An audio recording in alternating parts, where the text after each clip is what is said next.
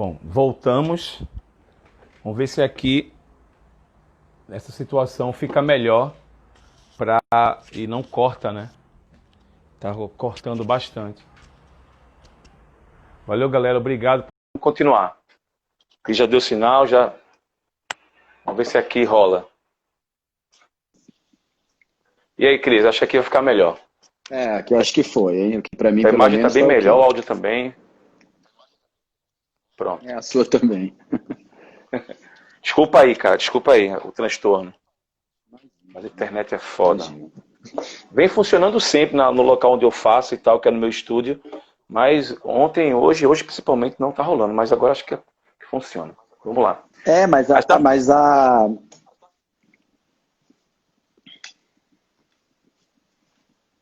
Como? tô te escutando aqui. Agora acho que eu tô te escutando bem. Beleza, que tá de boa também. Vamos lá. Retomar então de onde a gente parou. Você tinha falado que ia fazer o Lollapalooza, na verdade já estava na produção, né, do Lounge, né? Que é um evento Exatamente. dentro do Esse ano, Lollapalooza, né? exatamente. Que é assim, é uma loucura realmente, é muito bacana você participar disso, porque é um projeto gigantesco, né?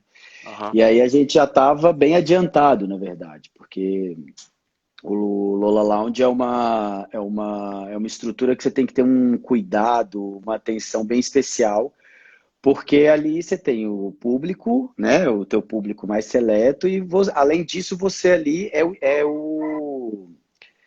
o grande espelho dos patrocinadores, né? É a área que os patrocinadores eles vão para mostrar ali, então eles investem bem em ações de promoção, né? Ativação de Eles marca, né? ativação de marcas e tudo acontece basicamente ali dentro. Então, é uma área que você tem que ter uma entrega perfeita, né? E não é uma entrega perfeita só de operação, você tem que ter nos mínimos detalhes da montagem, da parte técnica, porque ali você tem, né, não só o público que pagou caro para estar naquele lugar, mas como o próprio patrocinador, né? Porque ali é Aham. onde ele vai, a grande vitrine dele, na verdade, né? Onde ele vai mostrar as novas tendências do que ele vai lançar, enfim. Então era um projeto que eu estava super animado de fazer, mas infelizmente por agora teve que adiar, né? A gente, a princípio, está marcado para dezembro, torcendo para dar certo. Eu sou o produtor do DJ Hawk, né? A gente ia tocar nessa lounge aí. Eu tava já, né, assim, porra, mano, Lollapalooza, pro currículo vai ser legal pra caramba e tal, que naquela expectativa, aí veio a Covid e derrubou tudo, né? Mas é um processo, né? Complicou. Mas é aquilo na vida, né, Cristiano? A dificuldade vem para tirar a gente de uma situação, às vezes, de conforto e jogar a gente em outra, para a gente crescer mesmo com a dificuldade. Eu acho que a dificuldade, na minha opinião, eu uso a dificuldade como. Tento ver um lado bom dela, uma possibilidade de crescimento, de aprender alguma coisa, enfim. Procuro estar otimizando, Sim, com infelizmente. certeza. E na nossa área, eu acho que o desafio vai ser o maior de todos os setores, né?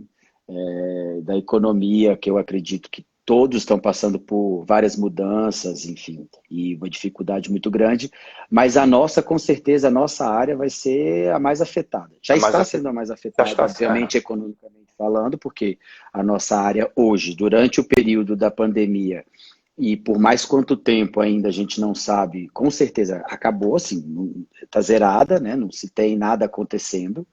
E a retomada eu acho que vai ser uma retomada difícil, porque não vai ser só o simples fato de dizer, olha, agora já está liberado. Até você ter a confiança das pessoas, para elas se aglomerarem novamente, vai ser um processo difícil. Então, assim, no nosso caso, que lida com grandes eventos, vai ser uma recuperação difícil. Então, assim, nós vamos ter que criar várias soluções, vai ter que entender como esse mercado vai reagir, né? Hoje eu estava até lendo uma matéria que lá nos Estados Unidos eles liberaram o primeiro show, né? O primeiro concerto ao vivo que eles vão fazer lá, acho que vai ser amanhã.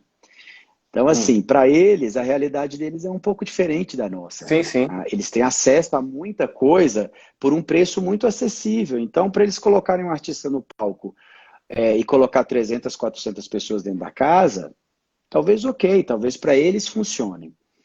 Para a gente aqui não funciona assim, né? É outra Eu estou dizendo realidade. muito no meu caso do show business internacional, porque eu faço muito pouca coisa do mercado nacional.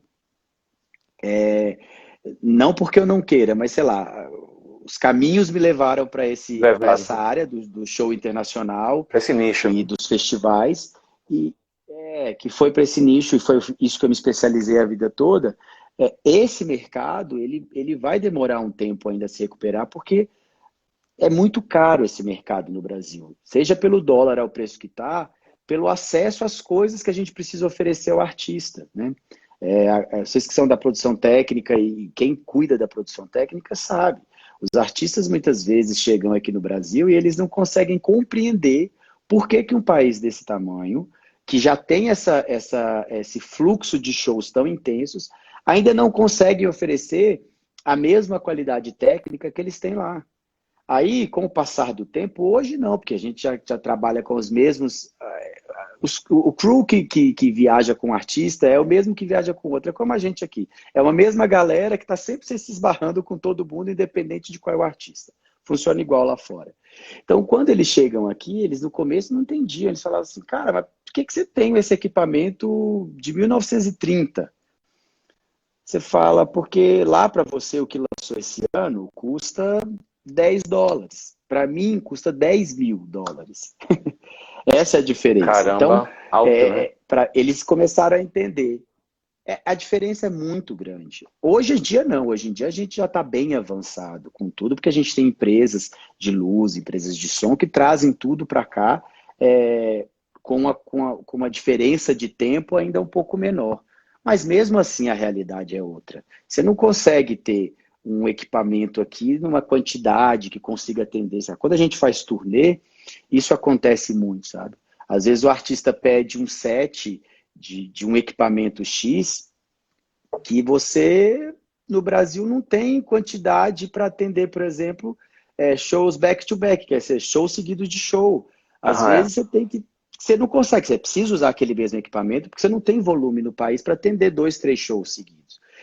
Então é óbvio que o nosso mercado aqui é muito mais caro. Então, para a gente voltar a fazer shows de grande porte, e entender como vai ser isso, e de repente tentar fazer como eles estão fazendo lá, com uma quantidade de público reduzido, sei lá, com que tipo de outros artifícios eles vão estar usando para conseguir chegar, a gente vai ter que primeiro partir da planilha, né? Entender se isso vai ser viável, né? Não vai ser Viável, só é. uma coisa, não vai ser só uma coisa do tipo, oba, voltamos a fazer show. Não.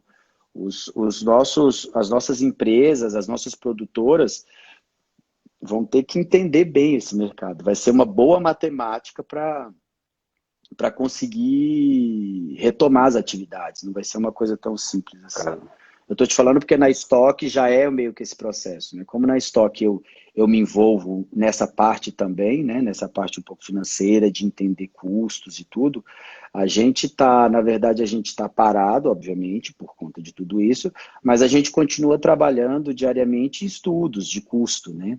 De viabilidade, como que vai ser se a gente fizesse em público, vai ser portão fechado, entender como é que os patrocinadores vão se comportar com essa nova realidade, para entender como que a gente vai retomar isso de uma forma viável, né? Com segurança, tentando conquistar o público de novo, fazer com que o público tenha confiança de voltar para poder participar de um evento com aglomeração. Então, a gente vai ter a gente vai ter um bom exercício, digamos assim, da nossa área, do nosso setor, para retomar as atividades. Viu? você acredita, Cris, que com essa nova situação, com esse novo normal, ontem eu estava conversando com o Sávio, que é produtor de avião, né, de chão de avião, falando da necessidade de surgir outras categorias de produtores, né? Para lidar com essa situação nova, né? Essa coisa da higienização, sabe? Todo esse processo, como é que é o acesso, a distância, como é que vai ser? Você tem já estão pensando nisso? Alguma coisa assim? Então, na verdade, é engraçado você comentar isso assim, porque com certeza a gente vai receber outros manuais, né? Bombeiro, Defesa Civil, Vigilância Sanitária. Eu acho que vai ser, digamos assim, a gente vai voltar quase para o pré da produção para entender esse nosso novo momento. Porque, assim, hoje o que a gente vive e o que a gente enxerga é uma realidade que, hoje, se você me perguntar assim, Cristiano, como você enxerga essa nova realidade para fazer um evento de grande porte? Eu de verdade não sei te dizer. Eu não consigo pensar numa solução. Como eu vou fazer um show de um artista? Porque primeiro a gente lida com emoção, né? Quem faz portaria e abre um portão de um show grande entende o que eu estou falando. Sei lá, você faz um portão Beyoncé ou um Justin Bieber. Quando você abre a portaria, só quem está ali na frente para entender o que você está lidando. As pessoas, elas são desesperadas, elas perdem a noção, assim. Elas se atropelam, elas correm, você vê no rosto delas que elas estão desesperadas, elas não sabem, né, onde estão. Na verdade, elas vão seguindo o instinto. Então, como pensar nisso em distanciamento, lidando com esse público, né? Sei lá, se você pensar bem, a conta que o bombeiro nos dá de espaço é 2,5 por metro quadrado. Se você chega na frente do palco, na barricada, você tem 8 por metro quadrado. Então, assim, como trabalhar com essa nova realidade? Cadeiras, todos os shows vão ter que ter cadeiras, vão ter que ser separados. Como você vai segurar essas pessoas para manter esse distanciamento? Assim, a gente tem N fatores que a gente vai ter que tentar redescobrir como fazer para poder conseguir de novo trabalhar. Isso me assusta um pouco, na verdade. Cris, agora voltando um pouco, a gente acabou avançando pra caramba, porque é muita história, você tem muito para passar também. Cita aí alguns shows internacionais que você já participou aqui, porque aqui então nós vamos seguir a pauta, se minha produção aqui, ela puxa minha orelha depois, a gente bate, né? Cita algumas das produções nacionais e internacionais que já trabalhou e algo curioso. Nossa, vamos lá. Eu já fiz muita coisa, assim, na verdade. Praticamente todos os shows que aconteceram em Brasília, internacionais, eu participei. O primeiro show internacional grande que eu fiz foi do RBD, daquele Rebeldes, que era uma banda que tinha uma novela, e foi assim, era um sucesso estrondoso, atingia o público infantil, adolescente, e era assim, desesperador fazer aquilo, porque era meu primeiro contato com um show daquele porte, era uma produção gigantesca, e o público era o público mais difícil de lidar, você imagina. Que era isso, era assim, a gente fez cadeira, era um estádio, foi o primeiro show de estádio que eu fiz na minha vida, um estádio em Brasília, que era sucateado, a gente teve que reformar o estádio inteiro para poder abrir porta. 7.000 cadeiras montadas no gramado, e aquilo era uma loucura, porque você conseguia fazer as crianças e adolescentes que eram fãs, assim, daqueles que perdem a noção, segurar aquelas crianças sentadas na cadeira era desesperador. Era muito louco. E daí você vivia de tudo ali. Era mãe que jogava a criança para cima e todos os problemas de produção acontecendo, foi demais. Um show que me marcou muito, na verdade, assim, de rock, eu acho que eu já fiz quase todas as bandas. Fizemos muita diva pop também. Mas assim, alguns shows são engraçados. Shows que marcam a gente com aspectos, seja porque você é muito fã daquela pessoa, ou porque era uma produção megalomaníaca.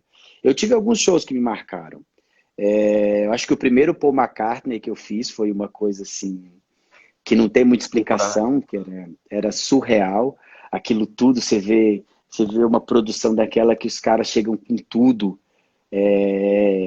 de fora, 22 carretas viajando de material deles, e os caras, a gente demorava, sei lá, 20 dias para montar o palco, a estrutura, né, o steel. Chegavam os caras com 22 carretas e montavam o palco inteiro em meio dia. Caramba! Então aquilo pra gente era chocante. Você falava assim, cara, como esses caras conseguem fazer isso? Era muito louco. Então aquilo foi uma escola, né? Você montar uma cozinha, o pessoal de backstage tinha o desafio de montar uma cozinha, porque o Para chefe dele ele. trazia fogão, É. eles não, só o chefe cozinha. Você faz um storage gigante para comida. Então aquilo me marcou porque, né, você estava fazendo um Beatles e aquilo já era por si só uma coisa incrível, né? Então, para mim, foi uma experiência, assim. Depois a gente fez vários shows do Paul McCartney, mas o primeiro foi realmente muito incrível, assim. A primeira a gente nunca E esquece, né? nunca esquece, nunca esquece. Foi em Goiânia, inclusive, o primeiro show que eu fiz deles. Eu estava acompanhando a técnica. O segundo foi em Brasília, e aí eu já cuidava da produção executiva, né? E que era cuidava do todo, mais um pouco da parte técnica. E nessa época em Brasília também não tinha muita gente de técnica, assim, era bem escasso. Outro show que me marcou muito, assim, pelo trabalho, pela grandiosidade da época, foi a última turnê que eu fiz do Black Eyed Peas, que Hum. era o Passou momento aqui que por a Recife banda, eu também, né? tinha feito, foi uma turnê grande, era uma turnê muito grande. Eu já tinha feito um show deles em Brasília, no ginásio, que era uma coisa bem menor. Era uma outra realidade, era engraçado você ver isso, que era um palco super pequeno dentro de um ginásio com inflável no fundo. E a próxima turnê que eles vieram foi uma coisa megalomaníaca, assim. Era uma estrutura que a gente ficou assim encabulado com aquilo, porque eram equipamentos que a gente nunca tinha visto, tanto de luz quanto de som. Era um palco totalmente a- com automação, ele era todo com automação, que também era uma coisa que a gente não tinha muito. E vinha assim, era uma estrutura tão pesada que a gente fez o palco aqui, mas veio uns engenheiros de fora acompanhando a turnê que ficavam fazendo cálculos estruturais o dia inteiro. E imagina, a gente no Brasil aqui não estava acostumado com aquilo, e era uma aflição, e ele fazia estudo de cálculo, mandava mudar as travessas, e aí voltava tudo de novo, e era uma coisa louca. Então aquela turnê foi uma turnê que, na época, ela marcou todo o mercado de produção. Então, assim, a gente tinha grandes nomes trabalhando na turnê, assim, os maiores produtores que tinham na época viajavam naquela turnê e todo mundo se estressava. Assim, coisas do diretor de produção sair no meio, o stage manager brigar com os gringos e não poder mais subir no palco. E aquele estresse do dia a dia foi uma coisa assim que eu acho que a gente nunca passou nada igual. Assim. Depois disso a gente já passou por muitas coisas de produção, essa mesma galera que veio junto, mas assim, nada parecido com aquilo que a gente viveu no show do Black Eyed Peas. Então aquele show marcou a gente assim de uma forma que dali a gente levou tanta pancada que eu acho que dali em diante a gente começou a crescer até num passo mais acelerado para as produções que vieram depois daquilo, de tanta pancada que a gente levou naquele show, pela grandiosidade, pela dificuldade dos profissionais gringos que estavam envolvidos. Então, foi um marco nesse sentido para a gente. E depois, assim, um show que eu fiz que me marcou também pela beleza, pela leveza do show, foi o show da Xadê que a gente fez aqui, que era uma que era uma artista mais clássica, assim, né? Não no sentido, né, do estilo musical, mas da postura como artista, de uma grande diva americana. Então, assim, aquele show da beleza de entrega, dos detalhes, assim, foi um show que me marcou por isso, que foi muito, muito lindo, assim. Então, assim, de tudo que eu já fiz, esses 3 shows me marcaram muito por esses fatores, assim, né?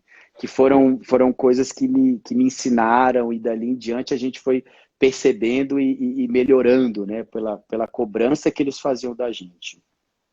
É o desafio, né? A dificuldade, né, que faz a gente crescer, né? Tirar o coelho da manga, né? Tirar da É, cartola, na verdade, né?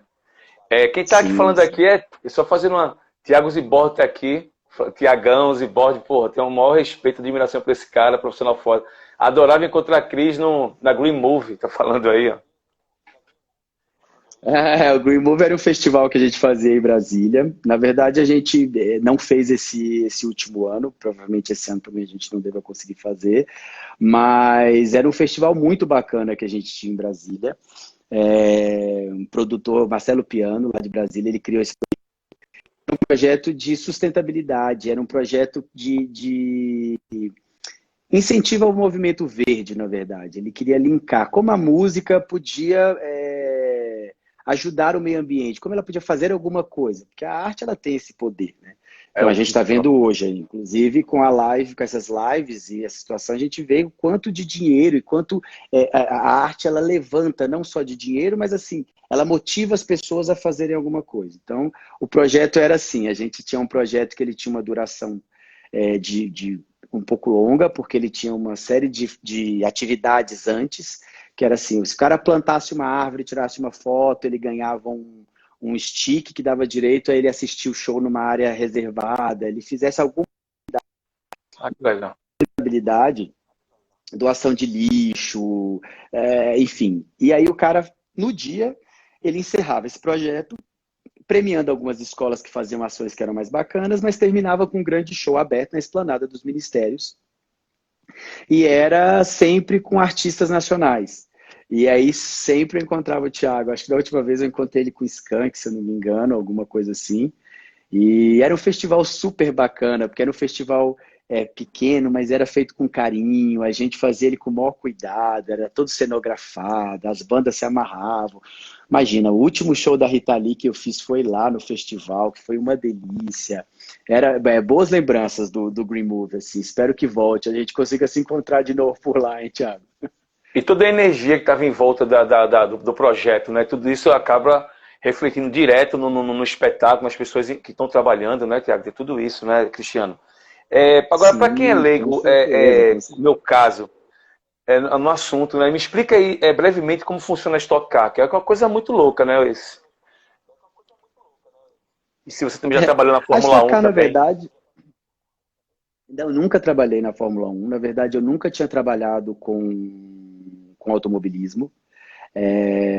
Na época que a Fórmula Indy ia para Brasília, é, a gente teve um contato maior que a gente chegou a fazer uma pré-produção e a começar a organizar a produção lá em Brasília. E acabou que não deu certo. Na verdade, começaram a reforma no autódromo e não deu certo. Acabou que a gente não finalizou, não teve andamento o projeto. E a Stock Car, na verdade, foi o primeiro contato que eu tive com o automobilismo, porque a Stock Car, na verdade, é um produto que é administrado pela T4F, né? É uma das empresas do grupo, que chama Vicar. E por acaso eu estava fazendo um show, se eu não me engano, foi o último show do Paul McCartney que estava tendo aqui, eu estava fazendo para a T4F. E eles me convidaram, falou, Cristiano, a gente está passando por umas mudanças dentro da Stock, a gente quer fazer umas mudanças na categoria. E me convidaram para fazer a gestão de produção deles lá. No começo eu fiquei um pouco assustado, que era um mercado que eu não Acredito. conhecia, né? Nunca tinha Pô, lidado com o mercado do automobilismo, não sabia qual era a realidade. A vida inteira eu trabalhei com shows, né? E eles falaram, Cristiano, é uma produção. Você vai, óbvio que ela tem as suas especificidades, mas é uma produção como qualquer outra. Você tem que uhum. entregar uma montagem para aquela estrutura. Eu falei, tá bom. Fiquei justo aquele receio, né? Tipo, ai meu Deus, sair daquele mercado que eu já tô e ir para uma outra coisa. E assim, na verdade, eu comecei a fazer no ano passado, né? Maio do ano passado, eu comecei a acompanhar. E logo que eu cheguei, foi uma coisa assim, foi engraçado isso, porque eu tive relatos de que era uma coisa complexa, de que era difícil entrar, porque eles eram um mundo muito fechado, assim, aquela coisa, né, tipo, é um grupinho do automobilismo, quando chega alguém do show business, eles super não gostam, porque sempre acham que o pessoal do show business é um pouco arrogante, porque acham que sabem demais e tarará. Isso foi muito engraçado. E eu cheguei assim, e para mim foi uma grata surpresa realmente, porque eu realmente me apaixonei assim, porque é uma produção muito gostosa de fazer. Ela é uma produção como qualquer outra que a gente faz, só que você tem um pouco menos de pressão, digamos assim. Você consegue trabalhar com um pouco mais de calma. A gente conseguiu fechar uma equipe de produção assim que deixa tudo muito harmonioso, digamos assim, né? Mas o processo é basicamente o mesmo do show, né? Você tem que ter as equipes com papéis bem definidos, você tem que ter uma boa pré-produção, e no nosso caso da Stock ajuda, porque a Stock é um campeonato de corrida de carro, né? E sendo um campeonato, ele tem uma agenda pronta, né? Então, assim, no final por exemplo, no final de 2019, a gente já tinha uma agenda pronta com o calendário de 2020. Então, por quê? Porque você tem a produção geral, né, digamos assim, e embaixo disso você tem uma cadeia de outros profissionais e de outras equipes, né, de outros, digamos assim, no nosso linguajar, de outros produtores que trabalham em cima daquilo que você planeja. Então, sei lá, hoje nós temos 27 carros mais ou menos correndo no final do ano passado, era por volta disso, quando a gente corre com uma categoria que é Stock Car. Então, cada um desses, ele tem uma equipe, né? E uma equipe é uma empresa que funciona ali. Então, às vezes, uma equipe ela tem mais de um carro correndo, né? Tem mais de um piloto correndo. Mas é o mesmo esquema, eles são uma outra empresa que trabalham para promover aquilo. Então, a gente está aqui na cabeça, passa as orientações e eles vão trabalhando em cima daquilo. Então, a gente tem que trabalhar organizado, por quê? Quando sai o calendário, as equipes todas já se organizam, elas precisam ver passagem, elas precisam ver hotel, elas precisam ver logística para levar os carros, equipamentos. A gente viaja com uma espécie de uma autopeças que vai junto, porque se quebra alguma coisa no carro ali, já tem que ter essa autopeças ali que o cara vai buscar a peça para trocar, e porque precisa, né, às vezes quebra o carro no treino, que vai definir o grid, e o cara precisa trocar aquilo ali na hora para já entrar no outro dia para fazer a corrida. Então, é uma dinâmica bacana. É muito interessante aquilo, porém é num time completamente diferente do que a gente está acostumado. E isso para mim foi legal, porque eu vou te falar a verdade, assim, das poucas áreas de produção que eu nunca tinha passado, era da Stock Car. Tá aí o alemão, ó. O alemão é o nosso cara lá. O alemão ele cuida de toda a parte de elétrica, ajuda nos acessos, é o cara da Stock. Então, assim, era uma das poucas áreas que eu não tinha passado ainda dentro de produto, nunca tinha tido uma vivência daquilo. Então, para mim, foi incrível ver aquilo lá. Que, assim, a primícia de produção é a mesma, né? É você ser uma pessoa organizada, centrada, que sabe fazer uma boa pré-produção. E fazer uma Sim, pré-produção é o quê? É é um você passo. conseguir visualizar os problemas antes deles acontecerem. Se Tanto que uma anteceder, né? pessoa Exatamente. Um bom Trabalhar com. produtor é aquele que nos dias de montagem, ele está calmo e tranquilo observando as coisas. Eu sempre brinco isso, né?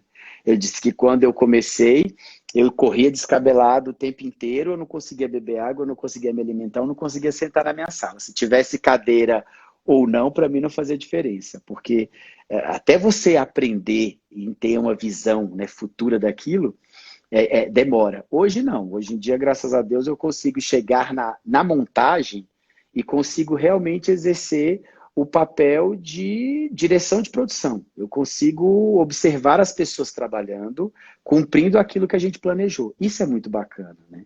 Pô, você Então, criou, né? assim, você consegue fazer uma pré-produção daquilo, ou seja, você sentado na sua cadeira, no seu escritório, com calma, sem pressão, você conseguir organizar um cronograma e conseguir visualizar os problemas. Deixar um pack pronto. Eu brinco que a função de um produtor executivo, ou de um diretor de produção, como chamam, é criar packs prontos, né? E entregar para os seus produtores de setor, para eles fazerem o trabalho dele. E você poder cobrar só times, e se ficou bem feito.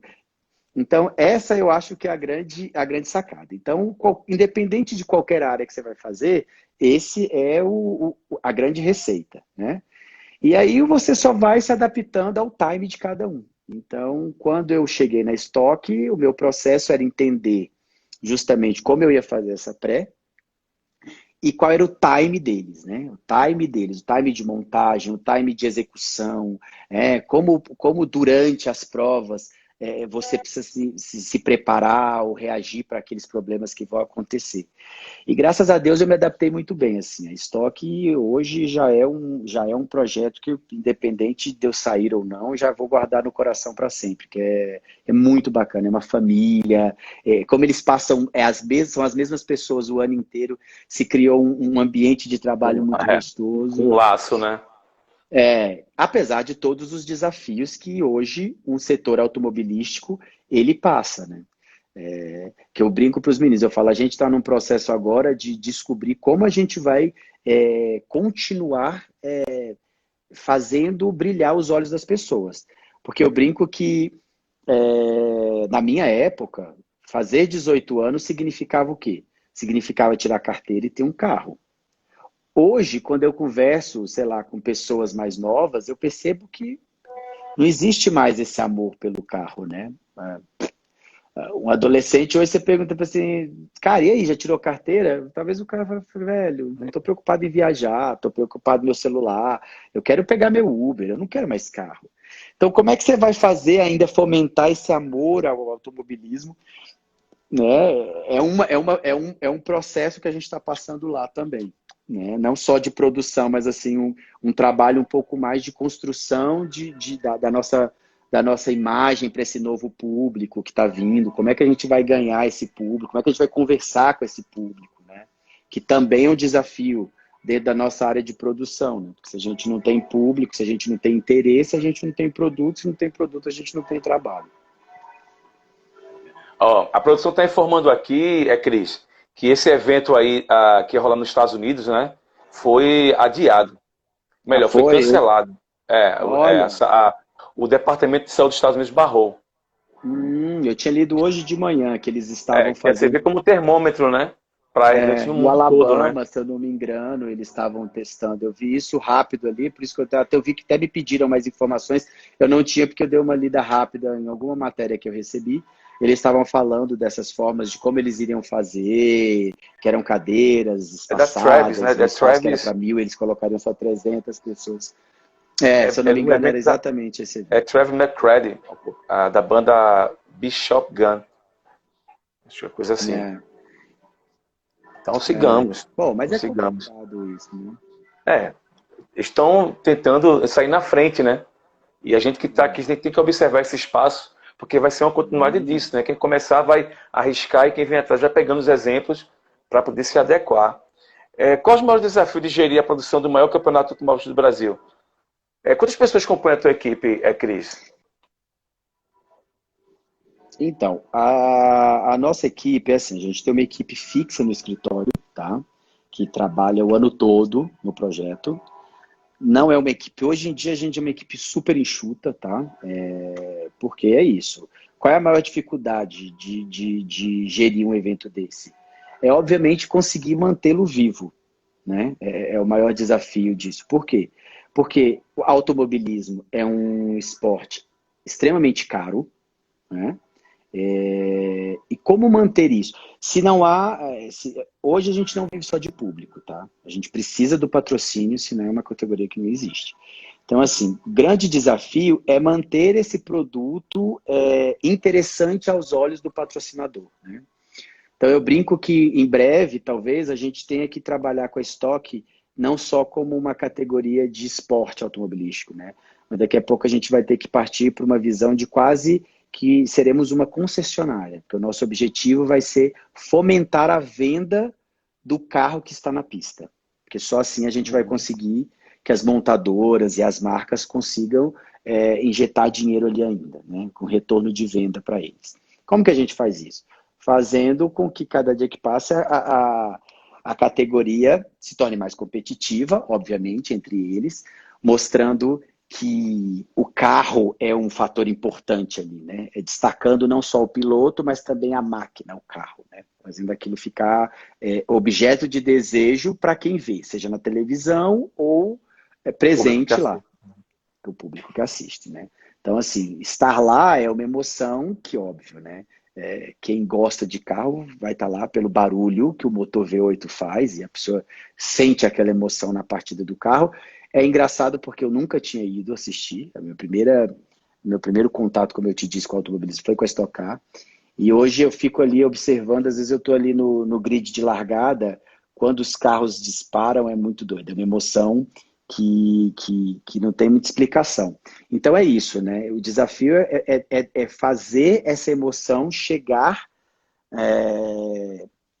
nas pessoas e continuar deixando a marca interessante, continuar deixando os carros como objeto de desejo para continuar tendo patrocinadores interessados naquilo, né? Não só o público. E, obviamente, o nosso foco, desde quando eu entrei, é entregar um evento incrível para o patrocinador e fazer uma experiência para o nosso público, né? Porque o nosso objetivo é realmente resgatar o nosso público, né? Trazer o público novo e resgatar aqueles que eram amantes, deixaram de ir por algum motivo. E conseguir fazer isso num país onde tudo é muito difícil, né? Onde você tem rodovias que dificultam levar o material, onde você tem um país que não tem autódromos.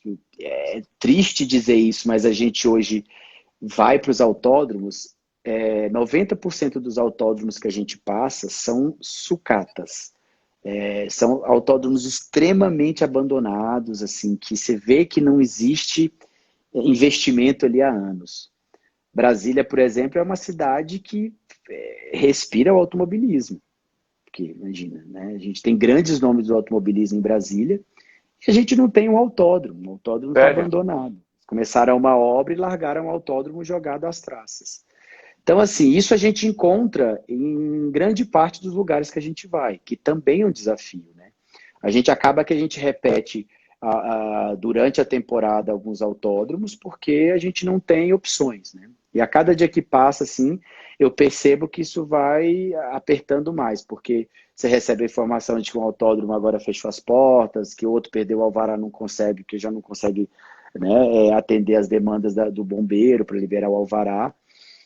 E, enfim, a gente vai se virando do jeito que pode, né? A gente vai, como a equipe chega, a gente faz as reformas que são necessárias, a gente dá toda aquela maquiada no autódromo, até porque é um produto televisionado, né? A gente se preocupa Total, muito com essa entrega de como a televisão, como o público em casa vai receber essas imagens, né?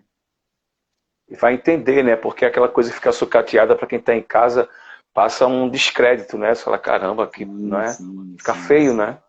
Não, sim, com certeza. Isso é uma preocupação e é um desafio também, né? Porque assim, Também, é total. mais custo que você tem, já encarece um pouco mais. E assim, agora nesse momento a gente está, hoje, né, nessa realidade de mercado, a gente está respirando fundo para conseguir manter o emocional de entender como a gente vai fazer tudo isso nessa nova realidade, né?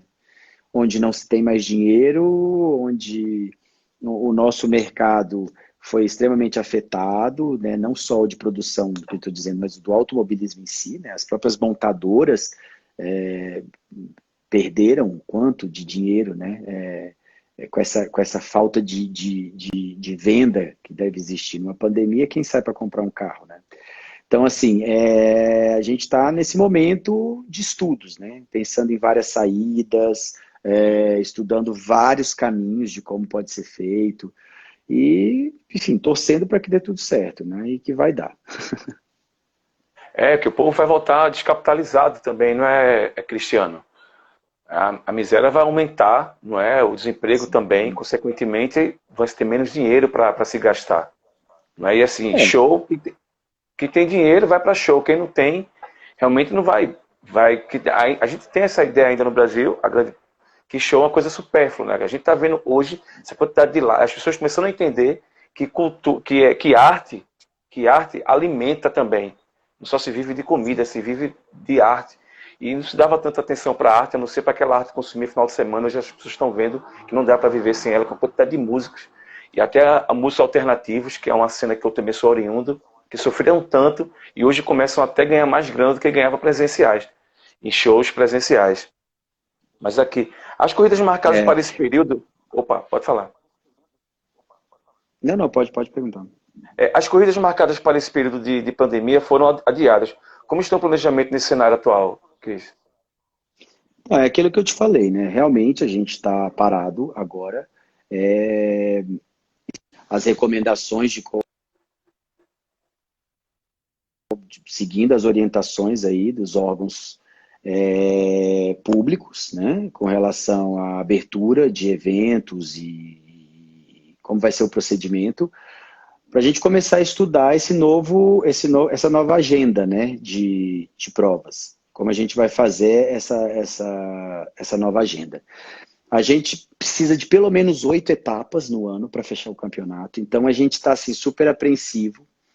A princípio, a gente tinha entendido que eles iam liberar o futebol sem público, né? Que eles chamam de porteira fechada. Se isso acontecer, é o que deve acontecer com a gente também. Provavelmente a gente deve começar o campeonato com o portão fechado. A partir, se tudo caminhar, na melhor das hipóteses, a gente queria começar em julho, né? Mas isso depende, enfim, de uma série de pormenores e principalmente, óbvio, de uma recomendação da Organização Mundial de Saúde, que a gente está esperando receber, né, essa nova diretriz. Mas, enquanto isso, realmente, a gente está trabalhando no backstage aqui em estudos, né? O que a gente pode fazer? Se a gente libera em julho, a gente pode fazer assim assado. Se prorrogar um pouco mais, como é que a gente vai conseguir cumprir todas essas etapas, enfim. Então, hoje a gente está exatamente como acho que todo mundo, né? Nas cegas, esperando uma diretriz para a gente começar a trabalhar de forma mais concreta. Hoje o que a gente tem são estudos, né? A gente realmente ainda não tem uma diretriz pronta para isso.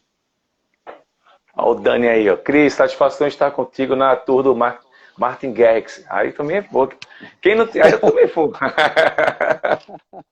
O Dani, passamos bons bocados lá, né? Porra, A Dani é gente uma... fez lá em Brasília. Dani é demais, né? Demais, Dani, cara. graças a Deus, o Dani surgiu lá em Brasília. Hoje ele é a nossa referência lá em Referência, produção. cara. Dani, eu conheci ele no show fazendo show com o Hulk Natal, ele fazia Mojo, não é? Uhum. Que ele é da parte da FB, né? De Barreto lá. E eu lá, naquele sofrimento, nunca tinha trabalhado com DJ, que é um evento, mas é uma coisa diferente, né? Um artista. E, enfim, ele me abraçou e me convidou para Brasília. Eu passei uns 4, 3 dias lá em Brasília. Ia me pegar no hotel, me levava para o evento da R2. Me ensinou muita coisa e tem essa amizade aí que eu, para sempre, cara. O Dani é maravilhoso, gosto muito dele.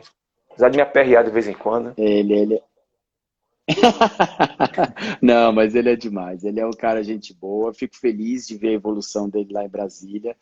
Eu conheci o Dani não há muito tempo. Quando eu conheci o Dani, eu já estava quase indo embora de lá. A gente trocou muito pouca bola assim de trabalhar juntos lá em Brasília. Devia ter acontecido mais, mas infelizmente não deu. Logo eu saí. Mas eu voltei para fazer um show lá do Martin Garrix e ele estava na produção local. E aí a gente fez juntos. Foi um sofrimento esse show, foi incrível o resultado, mas foi sofrido justamente por aqueles assuntos que eu já tinha te falado. Era uma turnê, engraçado, né? Você fala assim de DJ, você já tem a impressão, é um cara tocando. Cara, as produções técnicas de DJ são às vezes muito mais complexas do que o de um show, tá? Os caras, eles têm coisas muito específicas de vídeo. Eles têm uma parafernália de luz e vídeo que é assim, dificilmente você encontra isso em shows de artistas, banda, que a banda ela tá muito mais focada no som, tirando essas divas pop que sempre carregam toda aquela parafernália, eles são muito mais focados numa técnica de som, de uma entrega de banda, né? O DJ não, o DJ é muito visual, então isso dá um trabalho. E os caras dessa última turnê, eles vieram com uma planta de luz gigantesca. Tinha um equipamento de luz que eram 98 equipamentos, né? Do mesmo equipamento que eles precisavam para fazer uma parede de luz. E só existiam esses no Brasil. Não tinha mais. Então, era assim, era um set viajando para todas as praças. E aí atrasaram, o caminhão atrasou, a carreta atrasou, que vinha com essa luz. Os gringos chegaram para passar, as coisas não tinham chegado ainda, porque tinha dado esse problema. Nossa. Que é aquilo que eu te falei das estradas, que estão sempre esburacadas, aí acidente, tarará. O material não chegava, chovendo. Eu e o Dani sentado a noite inteira esperando a carreta chegar, que ia chegar às 5, foi chegar às 10 da manhã do outro dia, os gringos já tinham enlouquecido, mas no final deu certo, graças a Deus, o show foi lindo. É complicado. Agora mais uma aqui. Vamos para as perguntas, Cris? Tem algumas Show. aqui. Aqui tem uma. Qual a sua postura quando... Essa aqui não foi essa aqui, não. Essa aqui foi outra. O que fez você sair de Brasília para São Paulo? O que você almejava com essa mudança? Então, na verdade, o que aconteceu? Brasília, a gente, no começo, a gente participou do burburinho mesmo, assim, né? Do início de tudo. Então, Brasília aconteceu muita coisa, né? Quase todos os shows passavam por lá. Então, principalmente depois do Brasília Music Festival, que foi a primeira vez que a gente teve shows de artistas grandes internacionais na cidade, Brasília entrou no circuito, né? O Rafael Resma, que era um produtor local, ele começou a trazer todos os shows que vinham para o Brasil, basicamente ele brigava para levar para Brasília. Então a gente começou a trabalhar muito ali, né? E aquilo foi crescendo, crescendo, crescendo. Chegou num ponto que eu acredito que deu uma estagnada, porque os shows começaram a dar muito prejuízo em Brasília e foi diminuindo bastante a frequência com que iam os shows para Brasília.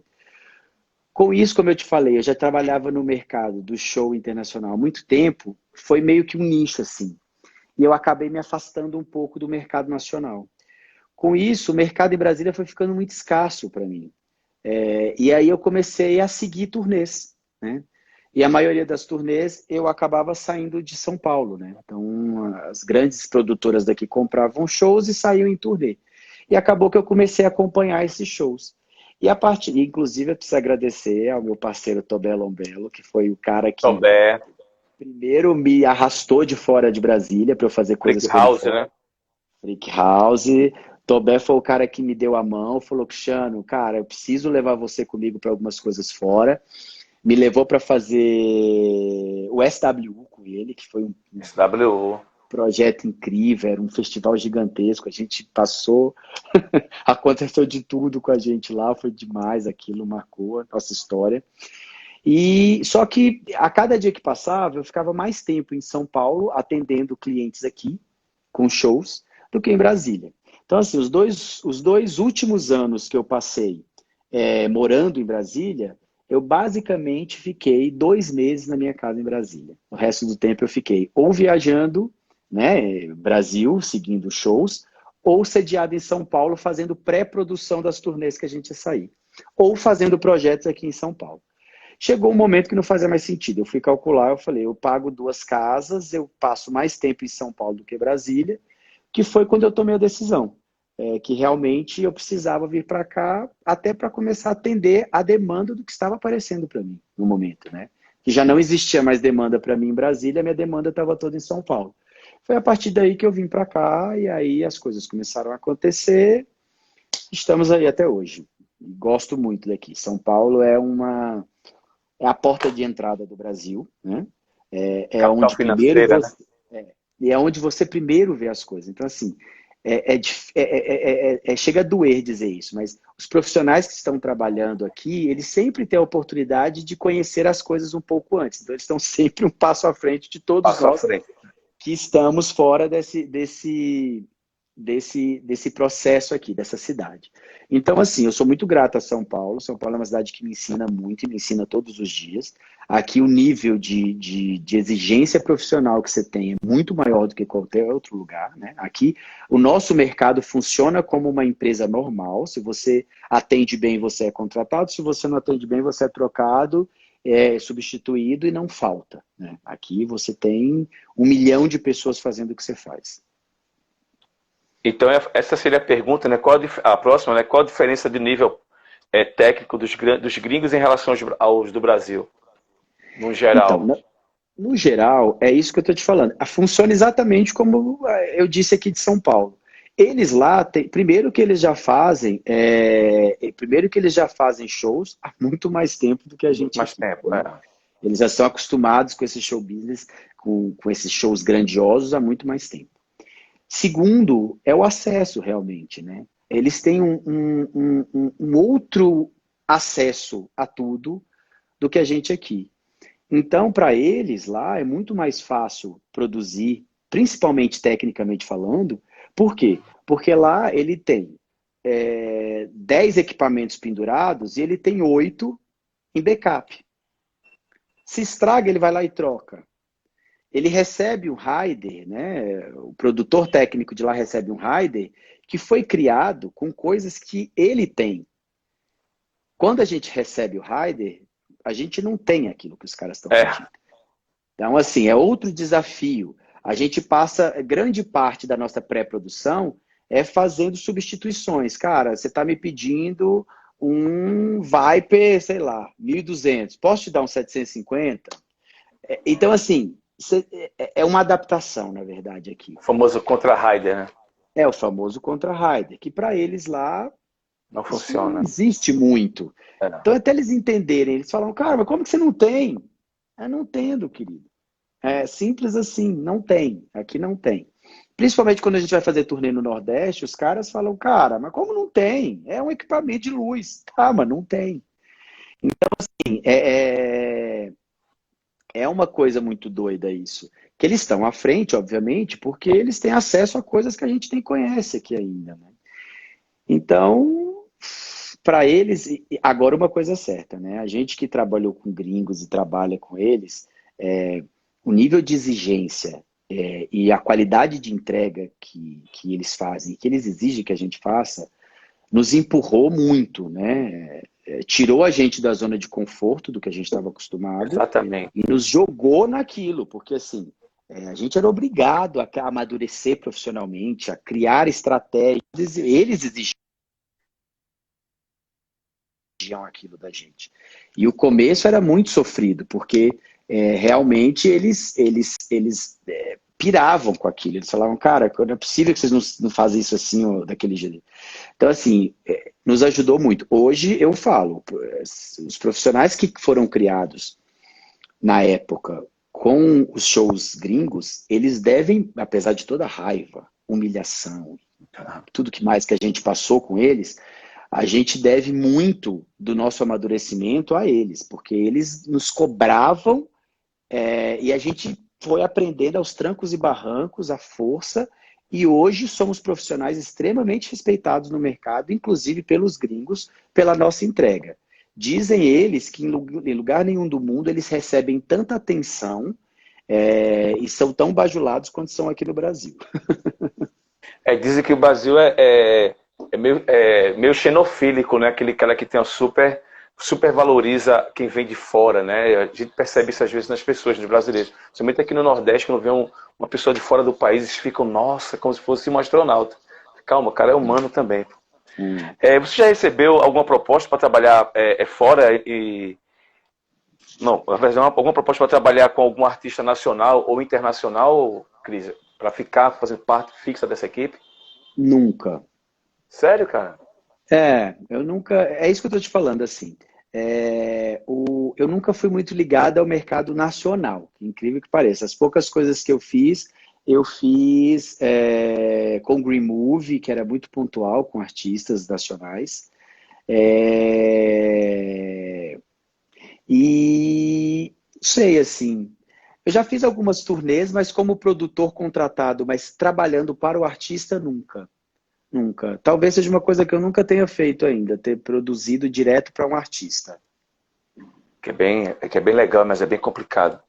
Agora Eu vamos imagino. Camila Camargo, você acha que vai ter Lula em dezembro? Diz que sim. Eita, é uma pergunta. Complicado, É uma cara. boa pergunta para Gostaria cair na muito. prova. É complicado, assim. Eu Total. digo que, óbvio, a gente tem toda a esperança do mundo que aconteça, né? Tá tudo, na verdade, tudo está organizado pelas informações que eu sei, que eu tenho, que não são muitas, tá? Mas, assim, pelo que eu sei, tá tudo certo. Já recebi, inclusive, um contato da T4 informando, perguntando se eu estaria disponível na data para cuidar novamente do mesmo job que eu estava cuidando, que era o Lola Lounge. Mas, infelizmente, Ninguém tem essa resposta hoje, né? Por quê? Porque o Lola eu acho que aqui em São Paulo, no Brasil hoje, é um dos eventos que tem a maior concentração de público. Nós estamos falando de 100 mil pessoas dia. Então, assim, se o Lola acontecer, nós já vamos estar numa situação completamente controlada, né? Então, para o Lola Total. acontecer, a gente tem que estar numa situação extremamente controlada para que isso aconteça. Apesar de ser um evento num lugar aberto, né? Você tem pessoas espalhadas ali, mas é uma concentração de 100 mil pessoas, né? O transporte público fica extremamente sobrecarregado, tanto na ida quanto na volta. Então, assim, a gente espera que até dezembro a gente esteja lá trabalhando, você lá no nosso backstage, como sempre, né, senhora? e, e a gente te encontra lá. Mas assim, a esperança é que tudo dê certo. Mas, como todo mundo, a gente realmente está esperando Sem previsão, né, Cris? Sem. esse clarear, Fica digamos assim, dessa é, nuvem negra que a gente está. especulando demais. Muita especulação, mas a gente não tem nem como se basear em nada. Nada é concreto. É, é, sentiu muita diferença entre trabalhar Paloma Aires, falar o nome sentiu muita diferença em trabalhar com produção no setor público ou privado? Sim, Mas, faz uma diferença, sim. Eu já fiz muito evento direto para o governo, né? Então, assim, teve uma época que Brasília, ela virou uma cidade muito festiva. Se comemorava muito, o governo se comemorava muito as datas comemorativas de Brasília. Então, era assim, Réveillon, Carnaval, aniversário de Brasília. A gente fez eventos gigantescos já, direto com o governo, né? Na época, vamos lá, se não me falha a memória, era Setur, que era a Secretaria de Turismo. Ela começou a fomentar muito isso. Então, ela vendia o evento como uma porta de entrada para o turismo na cidade. E que, obviamente, era, né? Era uma coisa que recebia muita gente. Então, se faziam shows megalomaníacos, assim. Eram palcos gigantescos, grandes artistas. A gente já levou, inclusive eu fiz um show do RBD de graça na Esplanada, que foi uma das maiores insanidades que eu já passei na minha vida. E é muito diferente, óbvio que é diferente. É diferente porque você está lidando com um orçamento extremamente engessado, que você não consegue sair muito daquele script, e que na nossa área a gente sabe que isso é muito muito difícil. complicado. Muito complicado, principalmente quando você lida com o governo, com É, pessoas que não são da área, passando demandas para você. Então, os caras pedem coisas megalomaníacas, eles viajam em coisas que são extremamente difíceis de produzir e esquecem que isso tem um custo. Então, era assim, aquela coisa do público, né? Ah, eu quero que seja assim. Não tem. tudo é licitado, Então, né, Cris? é tudo Tudo licitado e tudo muito licitado. difícil. Então, assim, existe uma diferença administrativa muito grande. Nesse caso, quando eu falo que é administrativa, porque assim, é muito mais na produção executiva, tá, do que efetivamente na execução. A execução é aquele produto que você seguindo aquela ordem de trabalho, você sempre vai ter uma entrega boa. Só que o que está por trás disso, até chegar ali, é que é complicado quando você está lidando com o governo. O público, o que viabiliza, né, Cris? Sim, sim, é muito complicado. Cris, a gente está chegando aqui no final. Antes de tudo, de finalizar, eu queria te agradecer imensamente, cara, por ter disponibilizado um tempo com a gente. Foi massa. Desculpa aí a internet, acho que a culpa é minha, apesar que é minha, né? E eu queria que você Não, deixasse uma imagino. mensagem para a galera. A gente sempre pede para o convidado indicar um livro e deixar uma mensagem para a galera de qualquer cunho aí, de esperança, de força, de perseverança, de resiliência. Fique à vontade.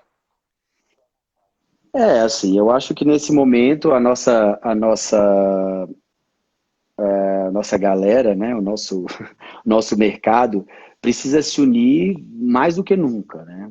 A gente está passando, acho que, pela maior crise que o nosso mercado já passou. Pelo menos desde a época que eu trabalho nesse setor, eu nunca vi nada parecido. A gente teve já vários momentos difíceis, né, que o mercado deu uma Cris, diminuída quando o ó, dólar subia. Vai cair, mas eu vou voltar para você dar as considerações finais, beleza, galera? Vai cair em 10 segundos, mas eu vou voltar para ele poder dar as considerações. Pode ser, Cris? Pode, lógico. Para gente não acabar assim, porque fica feio. Tá bom, galera? Ele vai e volta e finaliza.